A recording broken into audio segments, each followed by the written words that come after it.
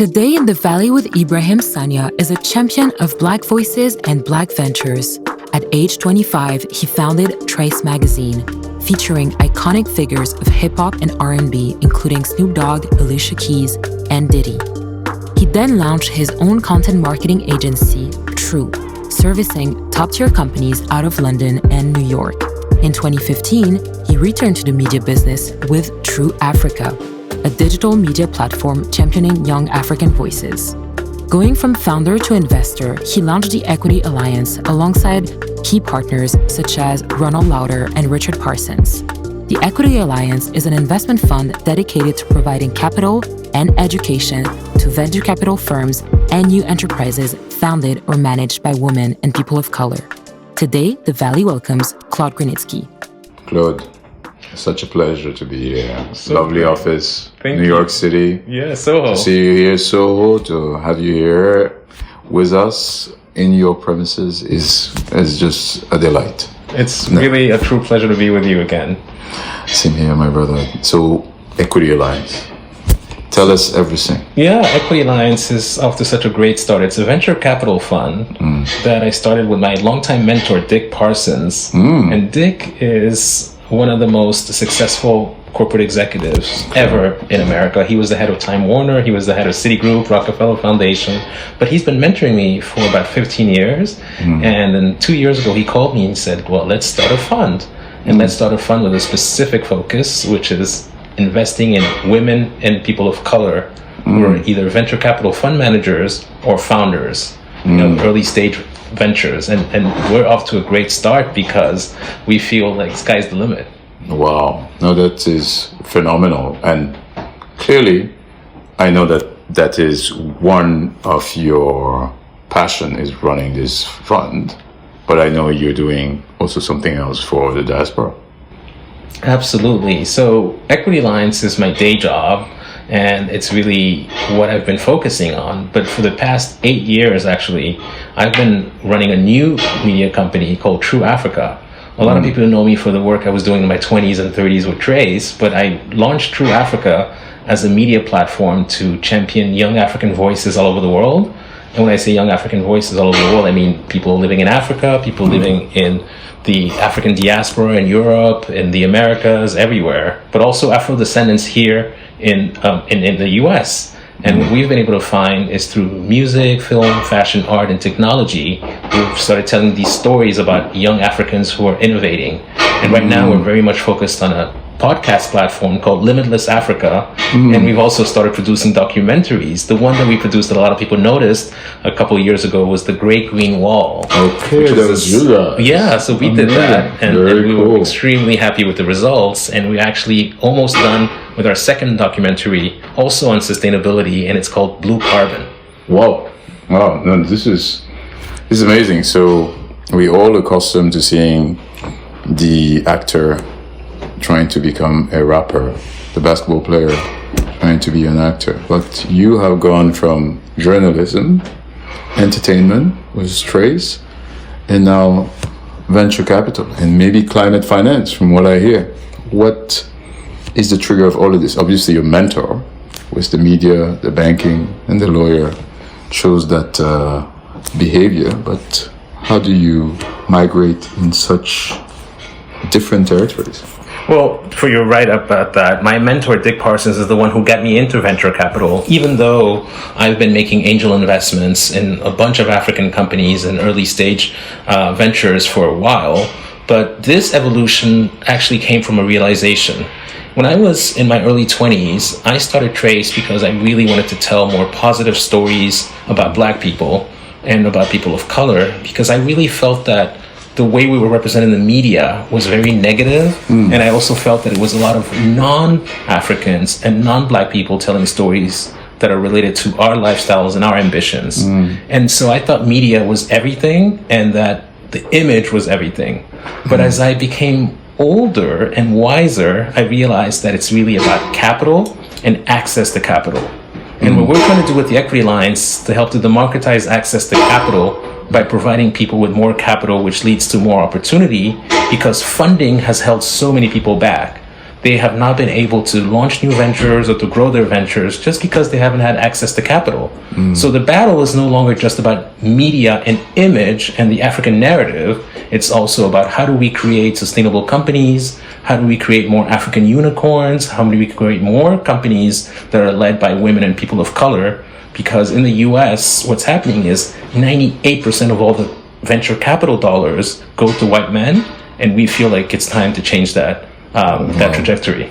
Phenomenal. Now, in terms of actual transaction that you are most proud about and that represent what you aim to demonstrate by your platform, is there any transaction you can speak of? There's a few transactions that I can speak of because we've actually made 26 investments since we started a little bit less than 2 years ago. But there's one actually investment that is really outperforming right now, and it's our investment in Isuzu. And Isuzu, you might have heard of it, right? Superb company. Yeah, it's a great company, and we invested in their A round when they had a $65 million post-money valuation. At that time, they were only raising $15 million, and then 6 months later, they raised $130 million at a $1 billion valuation. Wow! And talk about perfect timing. Yeah, it was perfect timing, to get such a huge increase in valuation in 6 months.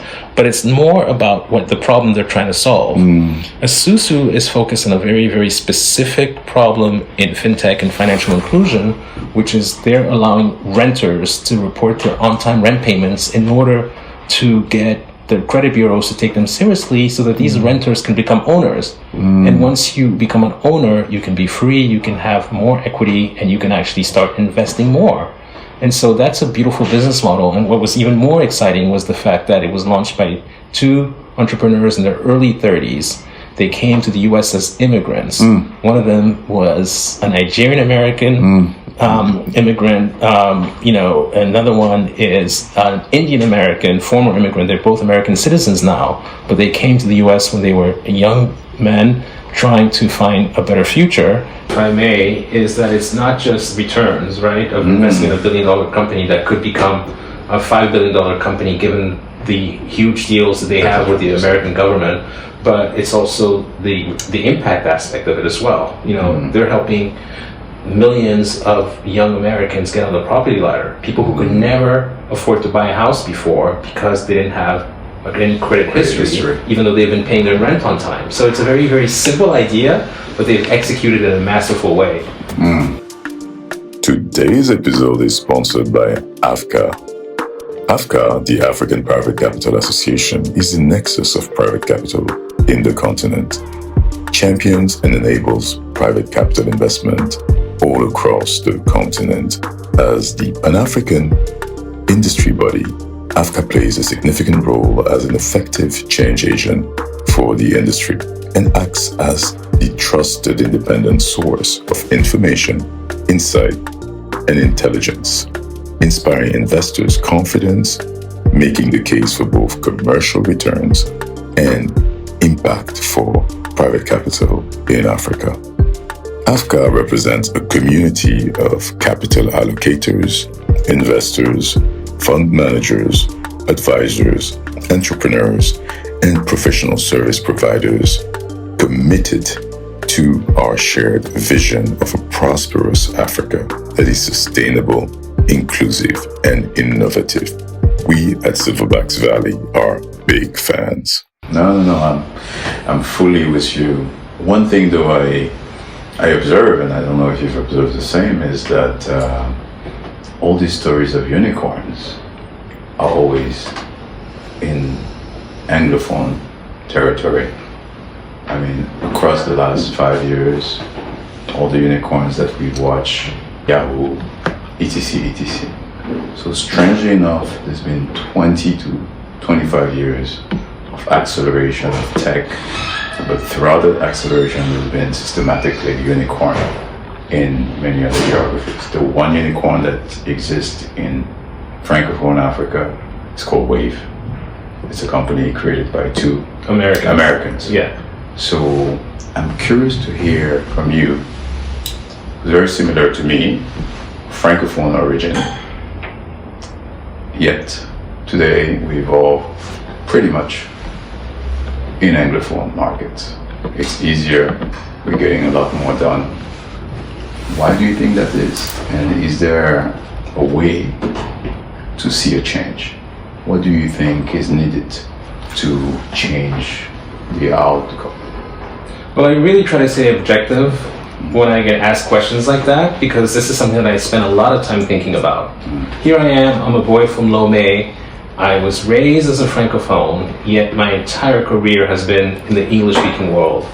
And I have to say, having really spent my entire adult life as an entrepreneur, as an investor, looking at markets across the world and really delineating between the Francophone and Anglophone markets in Africa, starting incubators and accelerators and young entrepreneur programs in French-speaking and English-speaking countries, I feel like it's a mindset issue. And I believe that a lot of the Francophones just don't have that entrepreneurial mindset. And when they do, they tend not to think big, because they're just looking for a solution that will basically service a really small market. But when it comes to scaling, they don't have the ambition or the tools for scaling. And I've noticed that because I feel like it's also inherited from the French mentality itself, which is very much a bureaucratic mentality that does not favor risk-taking and that does not reward people who've learned from their failures. And that's something that I've noticed. In my own country, Togo, I set up a young entrepreneurs program 10 years ago, and I've seen 10 years, thousands of entrepreneurs coming out of that network that I've built from the ground up, and I see their level of ambition. And I go across the border to Ghana and I compare with the Ghanaians' level of ambition, which is on a totally different level. And I believe that it's because of the way we've been educated as Francophones. It still is kind of carrying the stigma of not really looking to achieve anything really big in the business environment. And that's because there haven't been too many role models. And so it's a bit of a chicken and egg thing, because we haven't had too many success stories in the previous generation that we can learn from. We end up replicating some of the same mistakes that were made by previous generations. And that's really unfortunate, because in my own country, Togo, we had a tradition of very astute and very successful businesswomen back in the 1960s and 70s up into the early 80s. These women were called the Nana Bens. Remember? Yes. They were the richest women in West Africa. They were driving around in Mercedes-Benz. They had their chauffeurs. Many of them could not read, but they sure could count. And they were able to build businesses. But unfortunately, their daughters, the ones that ended up taking over their companies, many of them failed because they went to study in France, and then they ended up adopting some of the really bad habits of the Francophone, and when they came back, their mother's empires crumbled. And this is something that I noticed because I saw them. These are women from my generation that I grew up with. And that really taught me a lot, which is why I've chosen to only work in Anglophone environments, which is why I started my career in London. I came to New York, and the more successful projects that I've launched in Africa have been in English-speaking countries. Wow. So I'm pleased to see that I'm not the only one in that odd situation. But we still need to help the younger generation unlearn, right, some of the bad habits from their parents and grandparents, right? We still need to give them the tools and the ammunition they need to succeed in this globalized world.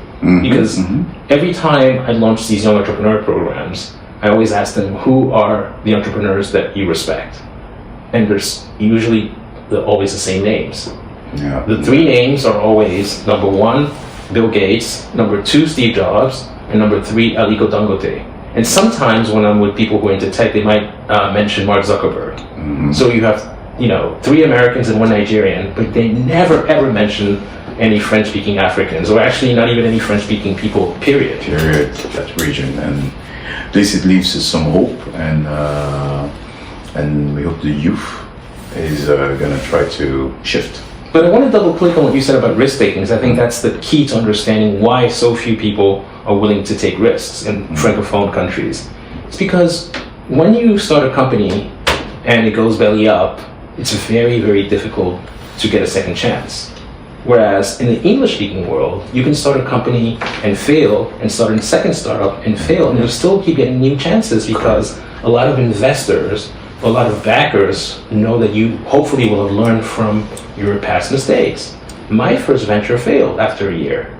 It was a magazine that I started with my cousin, and it stalled after a year and it folded, but I learned from that. And 6 months later, I launched Trace, which ended up becoming a big success. Yes. But the only reason Trace became a success was because I had learned from the lessons from the very first failure. Whereas I don't think I could have done that in Paris. I don't think I could have done that in Lomé. I don't think I could have done that in Abidjan. I don't think I could have done that in Dakar.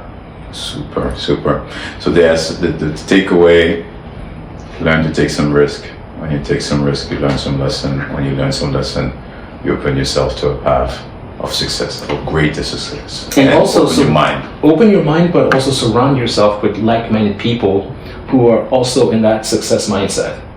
Because the other thing I experienced when I was telling people in France that I wanted to launch a television network, people were like, you'll never launch a television network, right? Because they weren't in that success mindset. They were very much in a scarcity mindset because they had never seen a black person in France launch a television network. And this is what I had to face.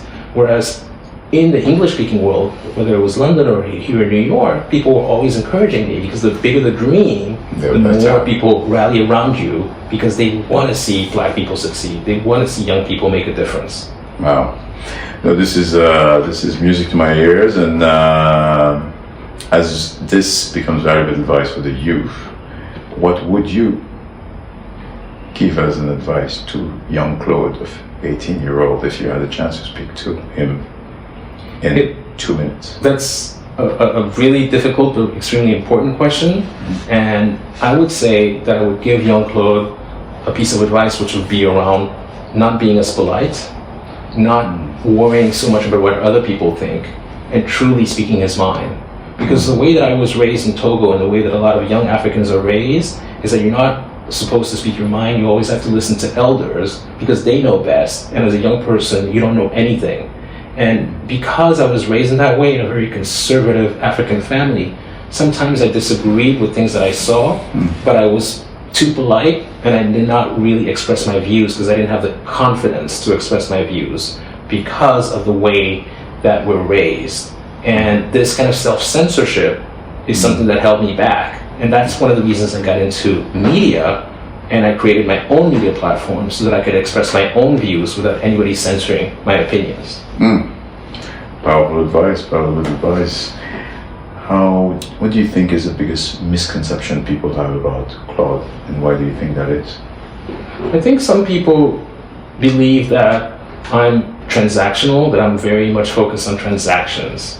And that's because the Harvard Business School case study that was written about me, that is now, studied at business schools all over the world, has a part that is very much about me choosing to cut certain people off if I didn't feel that they reciprocated. And that is something that I've dealt with every time I've spoken about that case at various business schools, whether it's in France, in London, Stanford, Columbia University, Harvard, everywhere. I always get asked that question about why are you so transactional? And I always have to explain that I'm actually not transactional, but I'm actually about building authentic long-term relationships. And transactions are just a byproduct of actually building relationships that are lasting for the long term. That's very clear. So there's a quote that says, the musician has to make music, the painter has to paint, the writer has to write.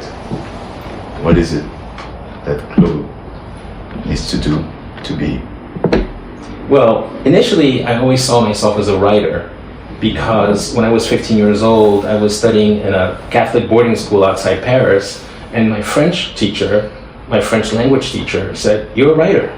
And those words totally changed my life because that gave me the confidence to realize that I was a writer. But as I established myself as a writer, as a journalist, as an editor, as a media entrepreneur, I realized that I could be much more than a writer. And now I'm not going to be ashamed of saying that I want to become more of a Renaissance man. I want to be somebody who dabbles in various industries, but I've had this clear focus my entire adult life, which has been about promoting better images of Black people and people of color, and now creating more economic opportunities for people of color, specifically Black people, so that we can benefit from economic mobility and actually start rising up the ladder as well. That's a fantastic being. Wonderful. Congratulations, my brother. As a separating words, I would like to hear from you. You've given us a clear indication of your mentor who would influence you. Is there another individual, podcast, book that you think has had the biggest influence into having you? Yes, there's a book that I always talk about, and it's a book by Daniel Kahneman, which came out 12 years ago. It's called Thinking Fast and Slow. I love that book. Yeah, you know that book, right? Daniel Kahneman, and that book changed the way I think about decision making. Decision making. Yeah, and as a result of that, I never schedule any important meetings right before lunchtime. And those who want to understand why, you know, read that book, Thinking Fast and Slow. We will make sure that's in the show note. That is an excellent book and an excellent recommendation. It's actually in this bookshelf too, so thank you so much, Brother. This was a real Great having you. Wonderful. Keep up the great work. Thank you, you too. Very proud of you. Thank you.